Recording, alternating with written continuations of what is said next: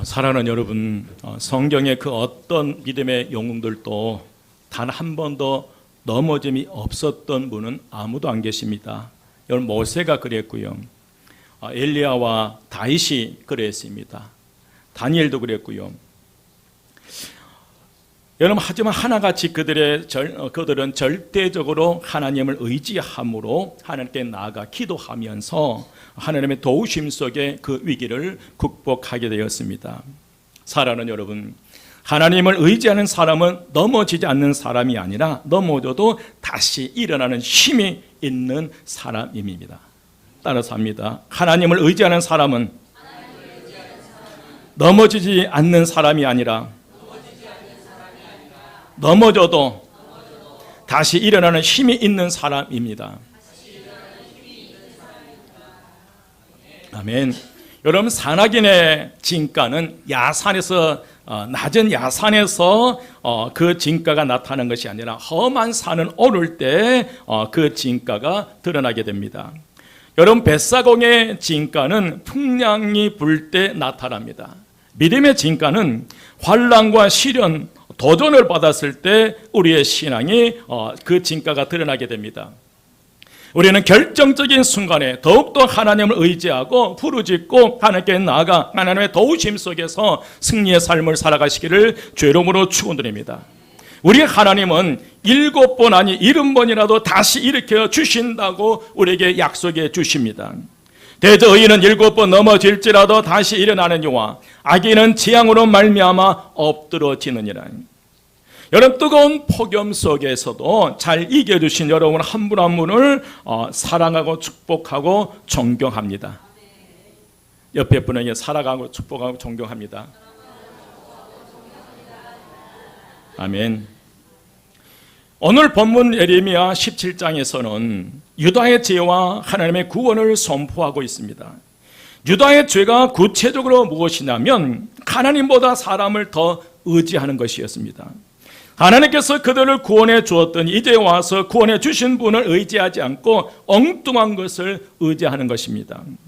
유다 왕국은 바벨론 제국의 위협을 받을 때마다 주변의 강대국을 의지하게 됩니다. 하나님만 의지하고 바라보는 것이 아니라 세상에 힘이 있어 보이는 강대국들을 기대려고 했던 것입니다. 아시리아나 애국과 같은 강대국들이 혹시 도와주지 않을까 하는 그런 의존 속에 그들을 의존하는 그런 생각들이었어요. 그래서 예레미야 선지자는 이런 유다 백성에게 정확하게 하나님의 뜻을 전하게 됩니다. 하나님을 의지하지 않고 주변 강대국을 의지하고 그들의 도움을 통해서 위기를 모면하려고 하는 그 유다 백성을 향해서 예레미야 선지자는 강하게 이런 말씀을 선포해요. 5절 말씀입니다.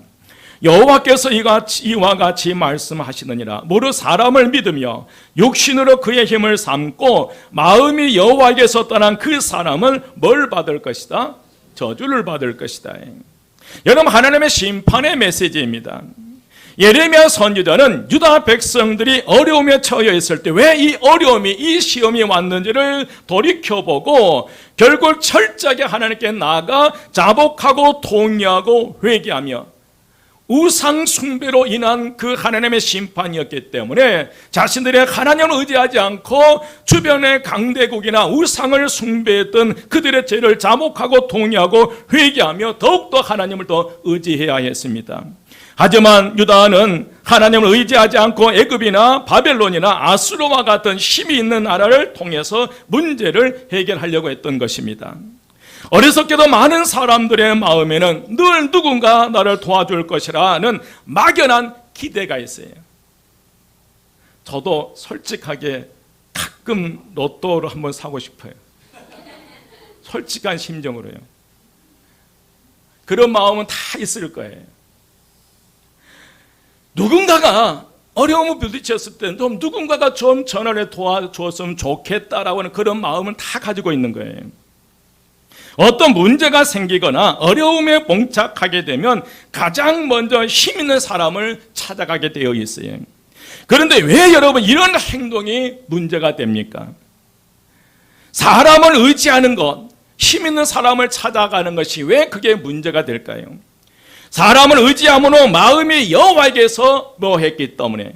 떠났기 때문이에요.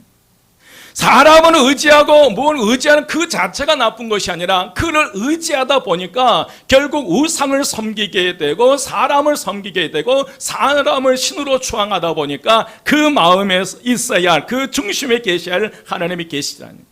하나님을 떠났기 때문에 저주를 받는다는 거예요. 여러분, 저주받은 사람은 마음이 여호와에게서 떠난 사람이라는 거예요. 마음에 하나님을 믿는 믿음이 없기 때문에 인간에 의해서 만들어진 어떤 형상들을 신으로 추앙하고요.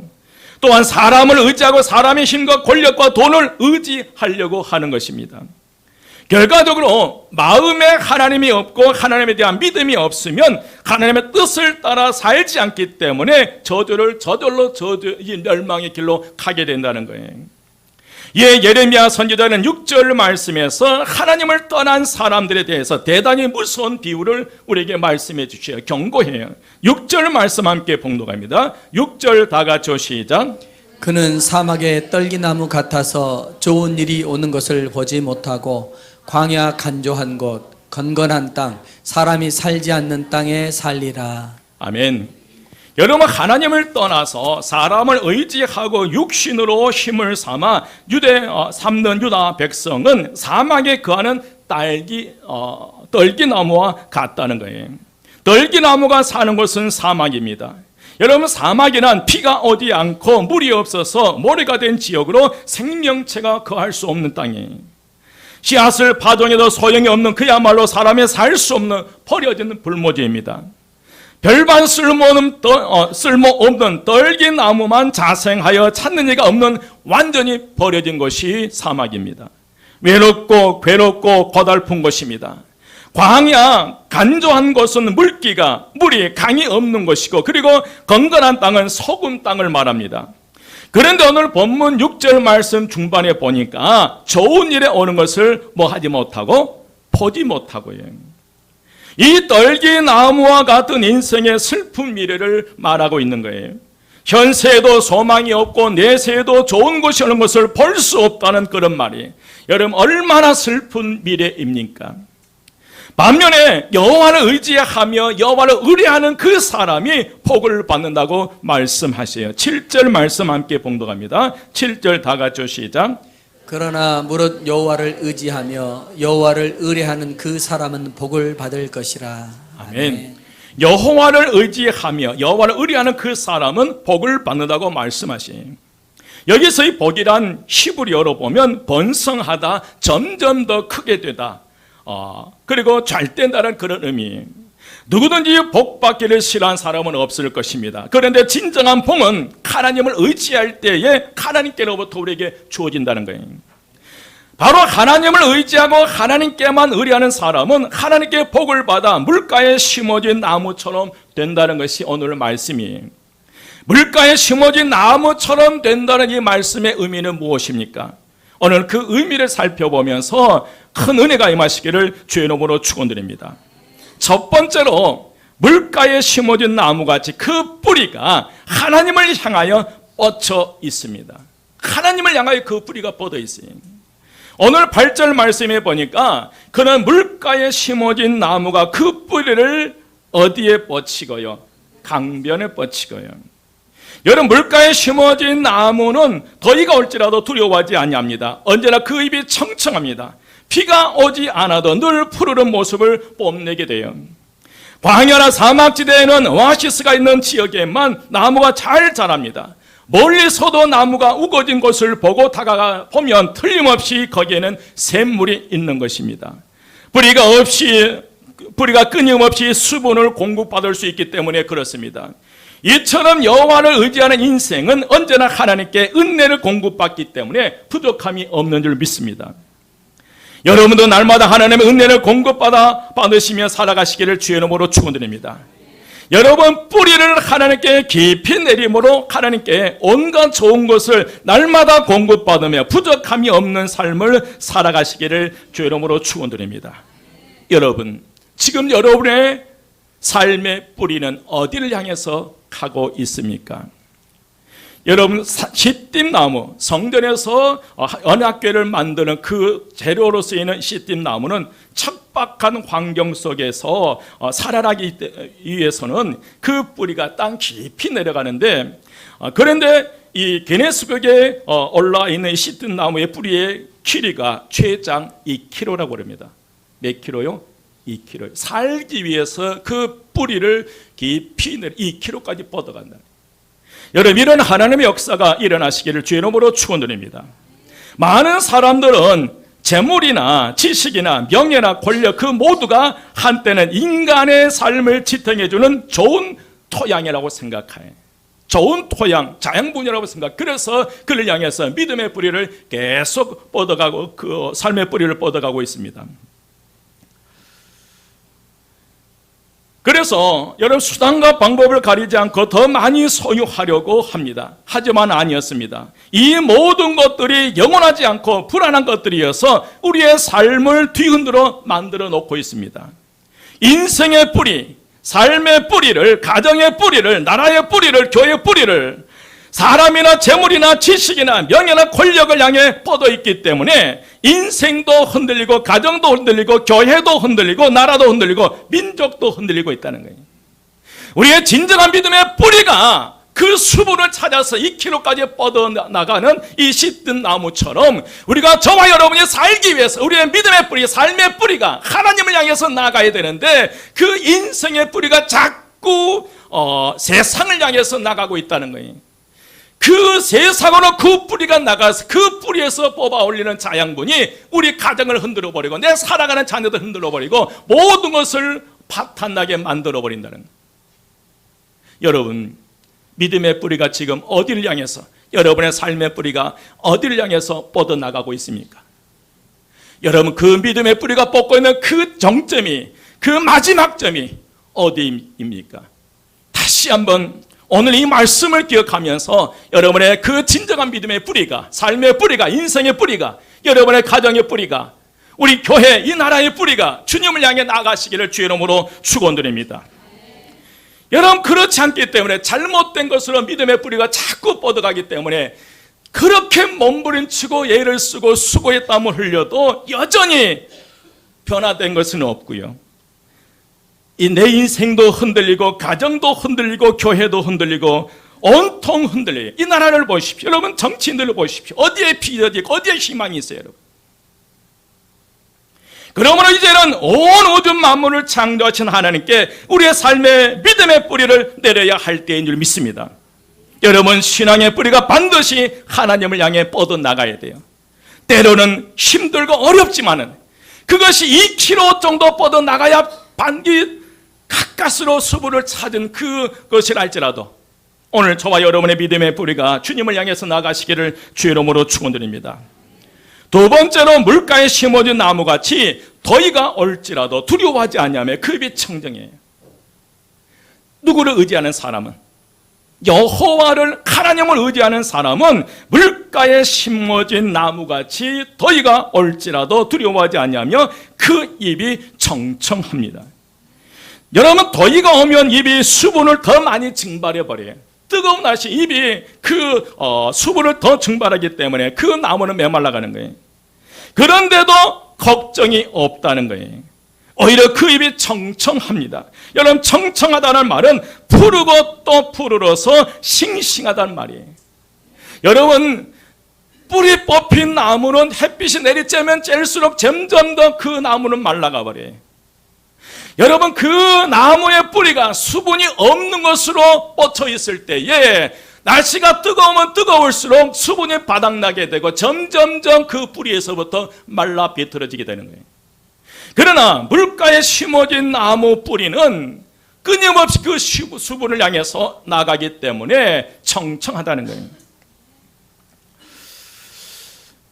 여러분, 뿌리를 강변에 뻗치고 있어서 얼마든지 물기를 빨아 올릴 수 있기 때문에 그 잎은 청청하다는 거예요. 사랑하는 여러분, 하나님을 신뢰하고 살면 하나님께서 언제나 넉넉하게 공급해 주심으로 걱정이 없다는 거예요. 뿌리를 물가에 깊이 내리고 있으면 더위가 찾아오면 나무가 더 자라게 될 줄 믿습니다. 여러분, 뿌리가 깊이 내려있는 나무는 햇빛이 내리쬐면 쬐일수록 더 푸르럽고 더 싱싱하고 더 나무가 자라는데, 그러나 뿌리 뽑힌 나무, 그 뿌리가 잘못된 곳으로 뻗어있는 나무는 햇빛이 내리쬐면 쬐일수록, 어려움이 찾아오면 찾아올수록, 위기가 오면 올수록 점점 더 그 나무가 말라 비틀어져 버린 것처럼, 위기가 오고 어려움이 찾아오면 그 가정은 견딜 수 없이 파탄 나버린다는 거예요. 여러분, 사실 어려움이 없는 건 아니에요. 살아가다 보면 어려움이 있겠지만, 그러나 그 뿌리가 강변에, 그 수온에 깊이 내려가 있기 때문에 가뭄을 두려워하지 않는다는 거예요. 위기를 두려워하지 않는다는 거예요. 어려움을 두려워하지 않는다. 왜냐? 그 어려움과 위기를 하나님의 은혜와 축복으로 바꿔 나가기 때문에 그리한 줄 믿습니다. 위기와 고통과 아픔 속에 생생하게 하나님의 살아계심을 체험할 수 있다는 거예요. 그 믿음의 뿌리가 제대로 하나님을 향해 뻗어 있다면, 내 인생에, 내 삶에, 내 가정에 어떤 위기, 어떤 어려운 고통이 온다 할지라도 그 위기와 고통을 하나님의 은혜와 축복으로 바꿔 나가는 믿음의 용사들이 되시기를 주 이름으로 축원드립니다. 여러분, 이스라엘과 같이 중동의 사막지대에 사는 사람들은 비가 잘 오지 않아서 고생을 많이 합니다. 불볕더위가 계속될 때 큰 걱정을 할 수밖에 없어요. 그러나 물가에 심어진 나무는 불볕더위를 두려워할 필요가 없습니다. 뿌리가 물에 다 있기 때문에 그래요. 여러분, 그렇습니다. 우리의 뿌리를 어디에 두는가에 따라서 불볕더위와 같은 환난을 두려워할 수도 있고 두려워하지 않을 수도 있다는 거예요. 인생 살아가는데 어려움이 없는 사람, 어려움이 없는 가정이 어디에 있습니까? 그러나 그 믿음의 뿌리가 하나님을 향해 깊게 뿌린 자리에 있는 사람들은 어떤 어려움이 와도, 그 가정에 어떤 시험이 온다 할지라도 오히려 그것을 하나님의 은혜와 축복으로 바꾸어 나갈 수 있으리라 믿습니다. 여러분, 나무 뿌리는 수온에 가 있어야 합니다. 그 나무 뿌리가 수분을 찾아 깊게 내려가 있어야 돼요. 마찬가지로 우리는 우리의 존재 근원을, 우리를 만드신 창조자 하나님께 두어야 될 줄 믿습니다. 그리할 때 물가에 심어진 나무같이 더위가 올지라도 두려워하지 아니하며 그 입이 청청하는 역사가 일어난 줄 믿습니다. 어떤 인생의 위기와 시련도 두려움 없이 이겨낼 수 있으리라 믿습니다. 여러분, 여러분의 믿음의 뿌리가 지금 어디를 향해서 뻗어갑니까? 그 뻗어가는 그 방향이 잘못됐다면 다시 수정해서 하나님을 향해서 뻗어나가시기를 주의 이름으로 축원드립니다. 세 번째로, 물가에 심어진 나무같이 가무는 해도 걱정이 없습니다. 왜 그렇습니까? 결실이 그치지 않기 때문에 그래요. 8절 말씀 다시 한번 봉독합니다. 8절 다 같이 시작. 심어진 나무가 그 뿌리를 강변에 뻗치고 더위가 올지라도 두려워하지 아니하며 그 잎이 청청하며 가무는 해에도 걱정이 없고 결실이 그치지 아니함 같으리라. 아멘. 아멘. 여러분, 왜 물가에 심어진 나무같이 가뭄을 해도 걱정이 없습니까? 아무리 극심한 가뭄이 찾아온다 할지라도, 그러나 열매가 끊임없이 열린다는 것입니다. 여러분의 가정에 은혜와 축복이 열매가 주렁주렁 열어주시기를 주 이름으로 축원드립니다. 인생을 살다 보면 가무는 때가 있어요. 어려움 당할 때가 있어요. 재물과 권세, 명예, 건강이 마를 때가 있습니다. 그럴 때에도 걱정이 없다는 거예요. 왜 그렇습니까? 하나님께서 우리와 함께 하시기 때문에 그렇습니다. 가무는 때에도, 모든 것이 어려워서 위기를 느끼는 때에도 하나님 의지하고 신뢰하면 점점 더 나아지는 역사가 일어날 줄 믿습니다. 여러분, 치고 있다가도 하나님을 의지하게 될 때, 하나님을 향해 나가게 될 때 치고 있더라도 역전승을 하게 되는 역사가 일어난 줄 믿습니다. 불안한 상황에서도 평안을 빼앗기지 않아요. 여러분, 다니엘이 그랬잖아요. 사자굴에 던져졌지만 두려워하는 것이 아니라 그 사자굴 속에서 기도할 때, 평정심을 잃지 않고 기도할 때 하나님께서 그 사자 입을 털어막았어요. 바울은 감옥에 그 귀신 들린 여인을 쫓았던 그 사건 때문에 그 바울이 감옥에 들어간 거예요. 그러나 그 감옥 안에서 평정심을 잃지 않고 기도와 찬송을 통해서 가복문이 열리는 역사가, 창고가 풀리는 역사가 일어난 줄 믿습니다. 중 이야기로 알려진 글로벌 한식 브랜드 대호가 임영서 대표의 이야기입니다. 경기도 양평 산골의 가난한 소년으로 태어나 12살 때부터 군고구마 장사, 떡 장사, 꽃 장사, 과일 장사, 신문 배달, 공장 인부 등 안 해본 일이 없었습니다.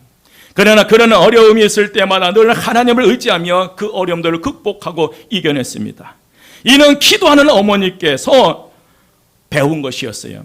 어느 날 어머니가 밥상 앞에서 젓가락을 내밀면서 이 젓가락을 세워보라고 해요. 여러분, 밥상에 젓가락 세울 수 있어요, 없어요? 이것을 여러분 손바닥에 이걸 세울 수 있어요, 없어요? 그래서 임영서 대표는 비누가 웃는 듯이 어머니에게, 어머니 어떻게 이 젓가락을 세울 수 있어요? 라고 얘기할 때 어머니가 그 젓가락을 빼앗아서 그 젓가락을 손으로 잡은 거예요.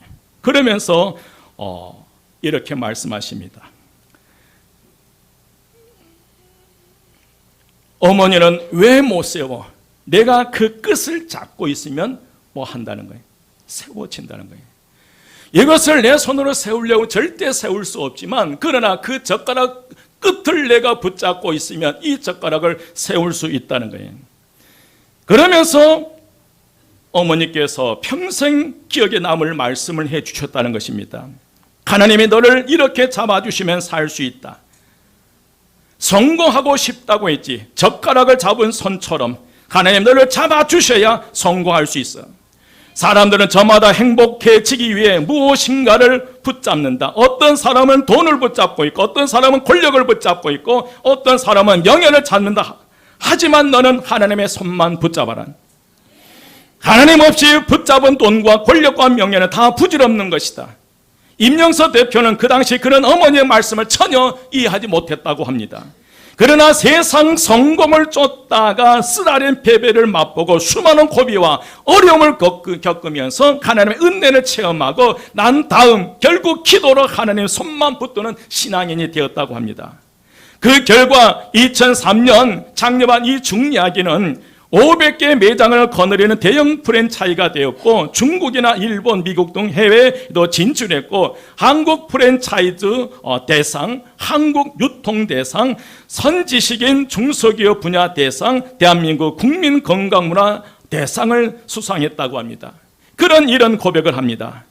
내 짐을 여호와께 맡기라. 그가 너를 붙드시고 의인의 요동함을 영원히 허락하지 아니하시리로다. 그는 고백합니다. 저는 시편 55편 22절 이 말씀을 기억하며 그날 순간순간의 어려움을 하나님께 토로합니다. 누군가를 만나 하소연하고 싶을 때도 있지만 그것을 받아줄 사람은 많지 않았습니다. 하지만 하나님은 언제 어디서나 저를 만나 주십니다. 시간과 장소의 관계없이 편안하게 만날 수 있는 분이 하나님이십니다. 틈나는 대로 하나님께 무릎을 꿇고 기도하는 것, 그것을 통해 오늘 또 제게 주어진 길을 담대하게 걸어갈 수 있는 힘을 얻고 있습니다. 극심한 가난과 역경을 이겨내고 성공을 이룬 이 임영서 대표의 스토리를 통해 우리는 하나님을 다시 한번 알게 되고 철저하게 하나님 의지해서 믿음의 삶을 살아가시기를 주의 이름으로 축원드립니다. 사랑하는 여러분, 우리가 신앙생활을 하다 보면 때로 내가 내 마음 먹은 대로 일이 잘 풀리지 않을 때가 있어요. 사업이, 건강이, 자녀가, 사랑이, 가문에도 찾아온다는 거예요. 그렇지만 여러분 꼭 기억하십시오. 하나님이 일하십니다. 내가 느끼는 것에는 하나님이 전혀 움직이지 않고 가만히 계신 것 같지만, 그러나 지금도 하나님의 살아 역사하신 줄 믿습니다. 여러분 기억하십시오. 내가 원망 불평하면 사탄이 역사하고, 내가 하나님 앞에 기도하면 하나님이 역사하신 줄 믿습니다. 여러분, 우리가 기도할 때 그때서 하나님께서 응답을 준비하신 게 아니에요. 이미 하나님께서 우리의 응답을 준비해놓고 기다리고 계신다는 거예요. 우리가 기도할 때 응답이 생기는 것이 아니라 이미 하나님께서 응답해 주실 줄 믿고 기도하라는 거예요. 여러분, 기도는 사람의 일이 아니라 하나님의 일인 줄 믿습니다. 기도할 때 하나님께서 역사하신 거예요. 여러분, 위기가 닥쳐온다고 걱정하지 마십시오. 실업률이 높아진다고 걱정하지 맙시다. 불경기라고 걱정하지 마십시다. 하나님을 의지하며 하나님께 의뢰하는 사람은 복을 받아 여전히 청청하며 그 결실이 끊이지 아니하며 보다 나은 미래의 삶을 살아갈 수 있으리라 믿습니다. 가문은 해도 하나님이 지켜주시고 길을 열어주십니다. 여러분 왜 그렇습니까? 그는 물가에 심어진 나무같이 그 뿌리가 강변에 뻗쳐 있기 때문에 그렇습니다. 더위가 올지라도 두려움이 없습니다. 오히려 그 입이 청청하며 가뭄을 해도 걱정이 없습니다. 그의 인생의 결실이 그치지 않기 때문에 그렇습니다. 여러분, 지금은 절대적으로 하나님의 은혜가 필요할 때입니다. 이제 우리는 절대적으로 하나님 의지하고 성전에 올라와서 기도할 때인 줄 믿습니다. 극심한 가뭄 속에서도 우리가 절대적으로 하나님을 의지하고 나가 기도할 때 가뭄은 해도 걱정이 없다는 거예요. 하나님은 살아계십니다.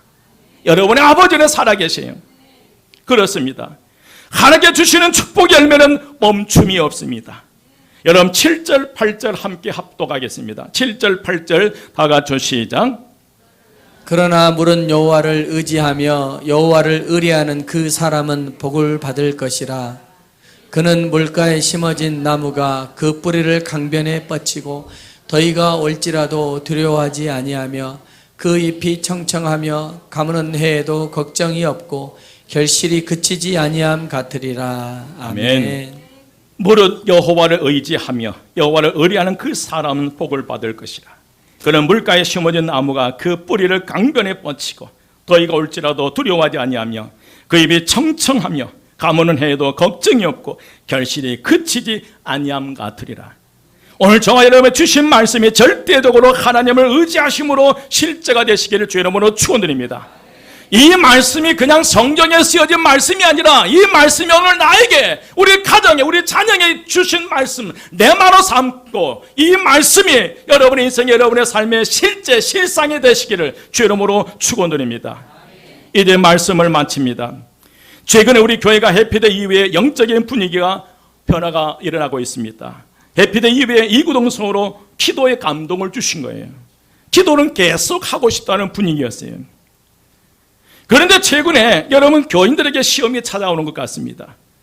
많은 분들이 갑자기 아프신 거예요. 그 뜨거웠던 열기를 뒤로 하고 많은 분들이 아프기 시작하면서 해피데이 이후에 오히려 새벽 기도에 빈자리가 많아져 버리는 거예요. 우리 연로한 권사님들이 갑자기 아프신 분이 많이 생기는 거예요. 사단의 공격이 더 강해지고 있구나는 사실을 깨달았습니다. 그러면서 가슴 아픈 얘기를 듣습니다. 차 안에서 내가 나이 들어서 이 새벽재단 이 자리를 지키지 못하면 누가 그 자리를 지켜줄까? 정말 저는 아프더라고요. 권사님들이 간신히 차를 타 오르면서 힘들게 새벽에 오시면서 하시는 말씀이, 내가 이 자리를 앉지 못하면 누가 나를 이 자리를 채워줄까? 여러분, 우리 한마음교회가 그냥 오는 게 아니에요. 그분들의 수고에 눈물의 기도가 있었기 때문에 여기까지 온 줄 믿습니다. 여러분, 우리 교회는 주님 오시는 그날까지 존재해야 돼요. 주님 오시는 그날까지 희망과 소망이 되는 그런 교회가 돼야 돼요. 그러면서 위기감이 왔고요. 어떻게 이 문제를 풀어가야 하나 고민하다가 하나님께서 감동을 주시는 것이 매월 전교인 성전에서 1시간 릴레이 기도를 하는 것이었어요. 절대적으로 하나님을 의지하고 전 성도님들께서 거리와 상관없이 한 달에 한 번 이상 성전에 올라와 기도하면 분명하게 우리 교회 모든 성도님의 가정과 교회에 놀라운 변화가 일어나겠다는 그런 감동을 주신 거예요. 아무리 가문을 해도 걱정이 없다는 생각이 들었어요. 여러분, 우리는 지금 하나님의 은혜가 절대적으로 필요한 줄 믿습니다. 여러분의 가정에, 여러분의 인생에, 여러분의 자녀들에게 절대적으로 하나님의 은혜가 필요할 때에 그냥 그저 그렇게 염려만 하지 마시고 모세처럼 위기 때마다 하늘에만 남아서 부리져서 하늘 문을 열어갔던 것처럼 여러분 올라오십시오. 내일부터 하루에 3번씩 와서 기도하면 반드시 우리 교회에 영적인 놀라운 변화가 일어나리라 믿습니다. 여러분 가정에 변화가 일어나리라 믿습니다. 함께 기도하십시다. 그리고 함께 문을 열어 가십시다. 엘리야는 단 한 사람 갈멜산 꼭대기를 올라갔습니다. 이스라엘은 아합과 이세벨의 우상 숭배로 북이스라엘 우상 숭배로 3년 동안 이슬도 피도 내리지 않는 척박한 땅으로 변해버렸어요. 아합 왕은 자신들이 키우는 말을 살리기 위해서 군사들을 풀어서 자신들의 짐승에게 먹이기 위해서 샘을 파괴합니다. 백성들은 점점점 죽어갑니다. 그런 상황 속에서 단 한 사람 엘리야가 갈멜산 꼭대기에 올라가 7번씩 기도합니다. 손바닥만한 작은 구름 속에서 비의 소리를 듣습니다. 은혜의 장대비가 쏟아져요. 여러분, 단 한 사람이 하나님 앞에 무릎 꿇으면 나라가 사는 거예요. 지금 우리가 기도할 때인 줄 믿습니다. 여러분, 미루지 마십시오. 이 담이 아니에요. 폭염이에요. 무더위예요. 그런데도 이런 감동을 주셨다고 하는 것은 하나님께 분명히 저와 여러분을 통해서, 우리 교회를 통해서 역사를, 새로운 역사를 이루시기를 원하신 거예요. 여러분, 염려하면서 발만 동동거리지 마시고 거리와 상관없이 와서 기도하십시오. 기도문 다 만들어놨어요. 그대로 쭉쭉 기도해 가면 1시간 되는 거예요. 여러분들의 기도가, 여러분 한번 상상해요. 저는 막 들떠요. 하루에 3번씩 성도와 똑같은 그 주제를 가지고 그것을 기도한다면, 한 달 내내 기도한다면 어떤 역사가 일어날 것인가. 기대하시라. 개봉박두. 기도하겠습니다. 길이요 진리요 생명이 되신 우리 주 예수 그리스도의 은혜와 하나님의 크신 사랑하심과 성령님의 감화 감동 충만 역사하심이 절대로 하나님을 의지하며 의뢰함으로 하나님의 복을 받는 믿음의 삶으로, 또한 어떤 그 극심한 가뭄이 온달지라도 더위가 올지라도 두려워하지 않으며 믿음의 뿌리를 깊게 하나님의 뻗어 승리의 삶을 살기 원하는 저희 모든 성도들 머리 위에와 그의 가정과 그에 속한 모든 것 위에 지금부터 영원까지 함께 하시기를 간절히 축원드리옵나이다. 아멘.